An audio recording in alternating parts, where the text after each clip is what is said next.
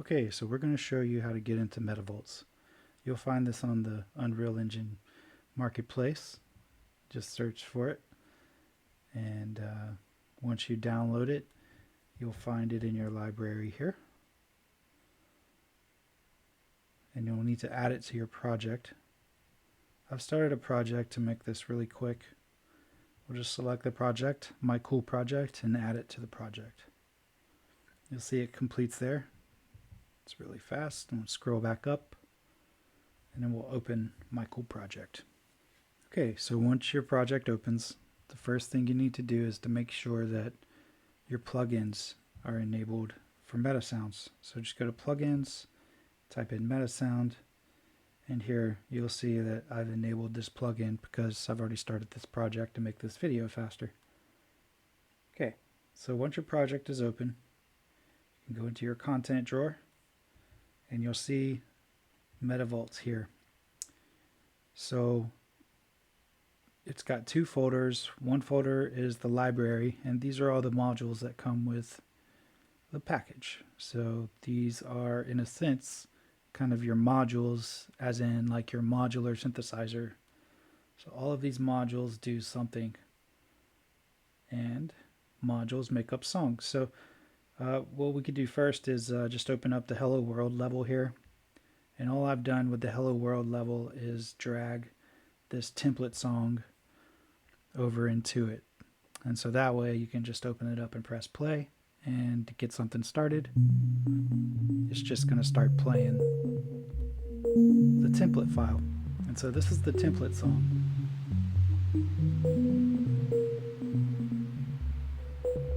Okay, super simple. But just to get you up and going, yeah, so that file was just dragged into this level. Now let's look at that file. This here, the MetaVolts template file. Just double click on that and you'll come to this screen. Okay, so this is the patch. This patch is made up of 4 instruments and a clock section. Okay, so let's start with the clocks real quick. Similar to a modular synth, you'll have everything that starts with clocks. So you'll have triggers that start. In this case, here's a BPM. And so to preview, in case you're new to MetaSounds, to preview it, you can just hit play and stop up here, or you can just press spacebar. Okay. So increase the BPM and everything will go faster. Slow it down and everything will go slower. I'm just going to keep it at the default right now at the 120. I've gone ahead in this template file and set up this clock to have a bunch of clock variables so that they can be used further down in the patch here. So before I get to scrolling around this huge patch too much, just kind of note here that you have graph input that trigger the things like on play. So that, for example, is what actually starts the whole patch playing, and it runs through this this MetaVolts clock generator. And so this clock generator just generates a whole bunch of clock divisions, and I stick those into variables so that they can be used throughout this song or throughout this patch. Over here with the root notes by MIDI note number, for example, MIDI note numbers, the C4 is going to be 60. What I've done is I've plugged in those note values into an array. So without getting too crazy complicated, just know that you can essentially add more objects to this array, and that will give you some variation in your sequence, or you can shift between them, and that's kind of a more advanced thing. But just know here that I'm defining a root note here to generate sequences based on that root note. And then down here is the first instrument in red. Okay, so the instrument first generates a rhythm sequence, and these 8 graph inputs all get tied into the sequencer here. And these sequences can be changed if you go into this module here, but basically, just to keep it simple, it's kind of like an 8-step sequencer for each one of these, and you turn them on and off with the Boolean value over here, down here. So the first instrument, I believe, is it's being on sequence number 3, and this is where you can explore and discover things. But anyways, like how I set up this template on instrument number 1, this rhythm sequencer basically takes in the clock that we defined up there, and then it runs through these sequences, and it generates notes or trigger events, and those trigger events are going to be used throughout the patch to toggle or not play, or to play or not to play the notes. So basically that's what this maybes module does. So it's kind of like a chances module. So based on this percentage, minimal and maximum chance, if it generates a number low, it's going to play it. If it generates a number high, it's not going to play it. So so that's the rhythm sequencer, and then the rhythm sequencer generates an instrument 1 trigger output, and that trigger output determines basically when notes are going to play. And so here we decide which notes are going to play. And so here in this main scale section, you can decide which key you want this whole sequence to be in. And so every instrument in this patch here is paying attention to that key. Okay, and then what we do is we route that into a notation generator or a sequence generator, and that's going to depend on like how you want this instrument to sound. But in this case, I have it playing in a range between 4 and 5 octaves. So it's kind of like a mid-tone. It's kind of like your plucky noises that you're hearing right now. And then it gives me 3 different ranges of notes for each note that it generates. Okay, and then I put those in variables so that we can use them again throughout the patch. So we got a low frequency, a high frequency, and a mid frequency. So just to recap there a little bit, we have a rhythm sequencer that's coming up with the rhythm that gets fed into a notation sequencer that comes up with the notes that's going to play with the rhythm. And there are 3 notes that come out. Excuse me.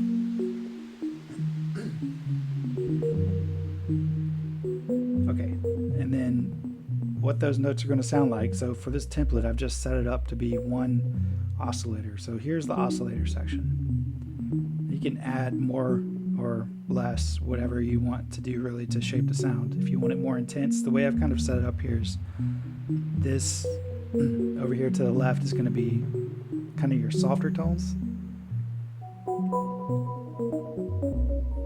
little softer octaves.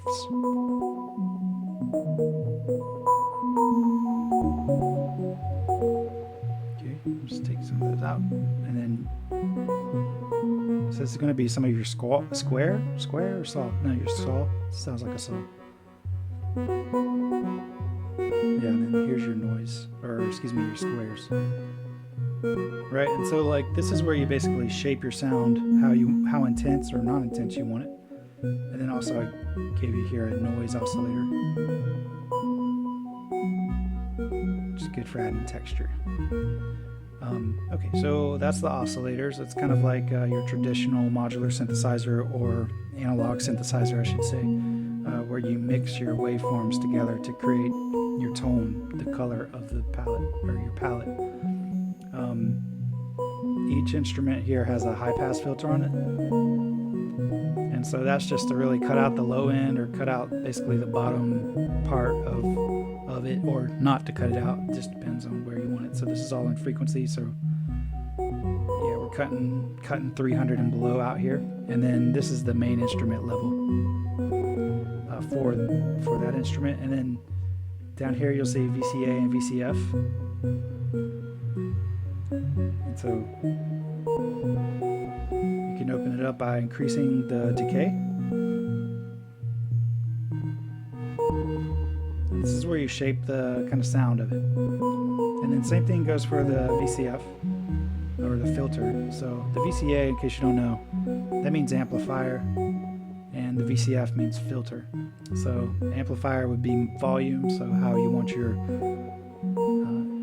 the envelope of your volume, and then how you want your envelope of your filter, and then how much of that and where do you want that envelope to apply to your filter. And so that's what the VCF amount, cutoff, and resonance does. Okay, and then below there is a little bit of like customization, I call it, but it's really just adjusting kind of how the instrument has some variations to it, right? So it doesn't get too boring and too static. And you can twist all these knobs and stuff, right? So here's like way too much glide or whatever, but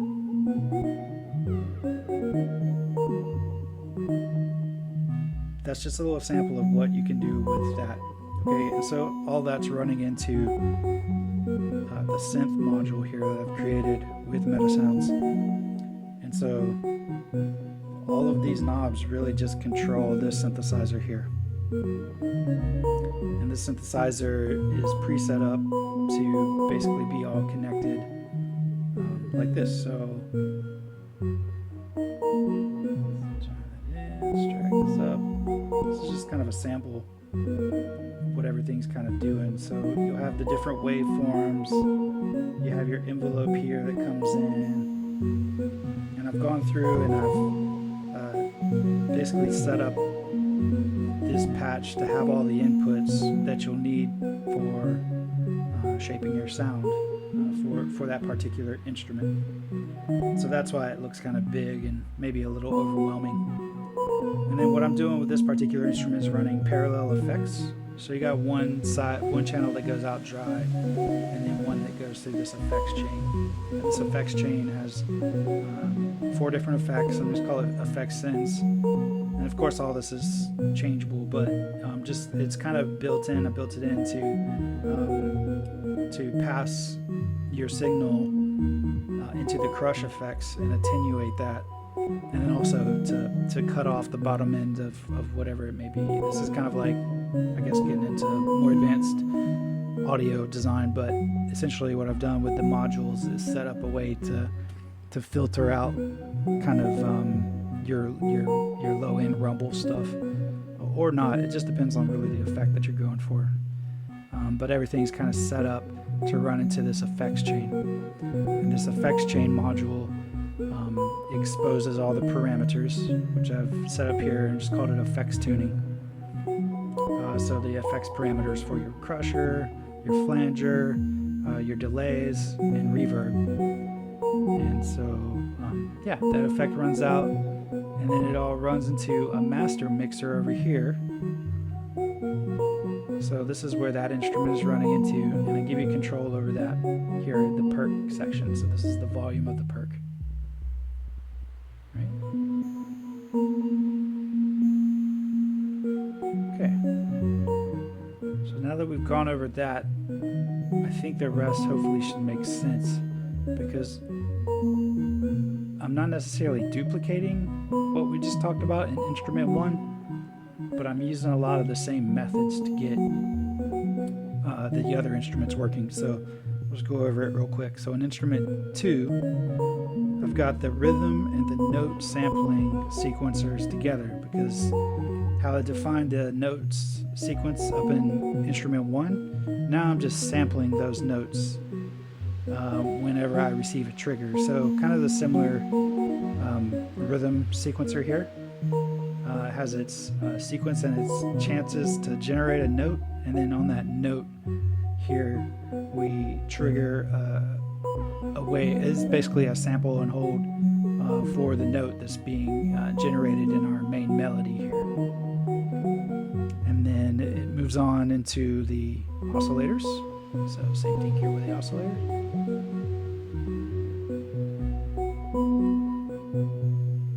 Okay, and what's different about this particular synthesizer, this is the ADSR synthesizer. And so instead of just having attack and decay like the instrument number 1 had, this one has attack, decay, sustain, and release. So you can, make longer notes or shorter, or whatever you decide. But the same kind of concept goes with the VCA and the VCF. So This BCA here controls your amplifier, and the VCF controls your filter, and that's the envelope of the amplifier and the envelope of the filter. And then where do you want that envelope to apply itself in terms of frequency? So envelope amount and how much of it. So that's like cutoff and amount, and then resonance, of course. A little bit of different customization on this instrument. Still kind of rocking the glide here. Something else that's a little interesting to work with the ADSR, you actually have to send in a trigger to toggle the release of the envelope, because you could potentially just leave it open. If you don't ever toggle it, it's just going to stay open. So I toggle it at the end of the rise in this case, and of course all that's customizable within this this instrument module. And then we go back through the same kind of effects chain. I've just kind of really set up one effects chain right now, but each can be customized and they're individual, they function individually. So yeah, and then it gets mixed together, and then it goes out here to the stereo mixer, and this is the volume for that. Right? And then the bass, very similar. I think actually the bass is exactly the same because we use the ADSR. Yeah. So again, just a little bit of like figuring out what the rhythm is going to be and what the notes are going to be, how the sound will be shaped.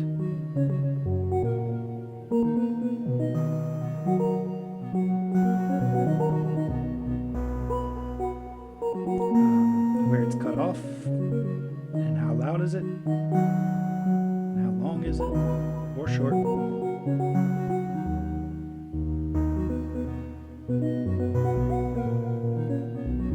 The effects.